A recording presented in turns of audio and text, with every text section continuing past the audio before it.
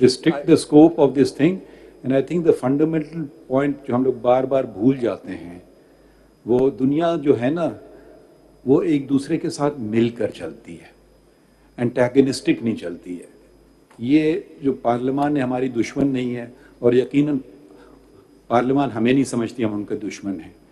तो दोनों को साथ भी हम चला सकते हैं कि नहीं मेरा इख्तियार और तुम्हारा इख्तियार। ये दुनिया चलती है ना, उनके बड़े बड़े इश्यूज़ हैं, क्लाइमेट चेंज हैं, लोगों के हकूक़ हैं, हम इस बारीकियों में फंस गए, क्या क्या हो रहा है दुनिया में, और दुनिया आगे जा रही है और हम लोग बस इस ऐसी बाहर बहसों में पड़े हुए हैं। हम एक दूसरे की कदर, हम क्यों उनको मनफी तरीके से देखें?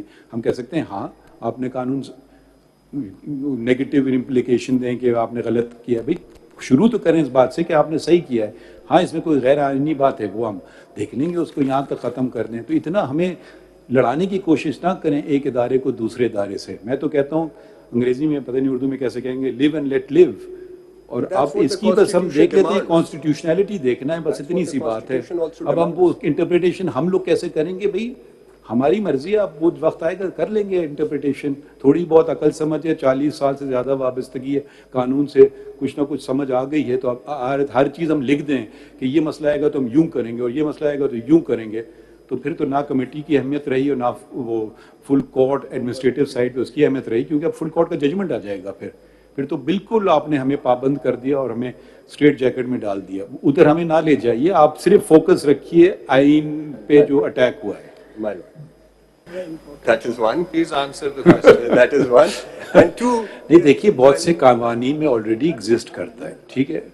अब हम कोई ATA का केस उठा के बाहर तो नहीं फेंक देते हैं कि जी उनने एक मियाद लिखी हुई है कानून ने कि उधर जाएं, तो वो हमें हर चीज़ देखना होगी कि डायरेक्टली कॉन्सिक्वेंटली वो पर्टिकुलर केस कैसे है, हम जनरल ब्रॉड पैरामीटर्स कर दें। तो मेरे ख्याल में अगर इसमें मैं सिर्फ जो पॉइंट लास्ट डेट पे आपको कहा था उसमें अगर पार्लियामान चाहती तो एक कदम ज़्यादा जा सकती थी, वो कदम उन्होंने उठाया नहीं, और शायद इसलिए नहीं उठाया कि उनको हम पे एतबार है कि इसको हम खुद कैसे चलाएंगे।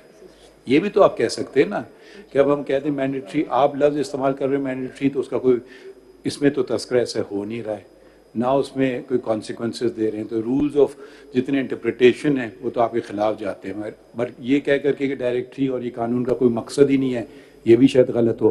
तो हमें देखें एक इदारे को दूसरे इदारे की इज्जत करना चाहिए। यकीनन मेरे ख्याल में पार्लियामान ने सुप्रीम कोर्ट की इज्जत की और रखी कि भाई ये कानून तो हमने बना दिया है, मगर इसमें आपको उस तरह से मैंडेटरी में पाबंद नहीं किया है। अब आप की भी दानिश है, आप लोगों की अकल और सोच है, आप देखेंगे कैसे चलता है।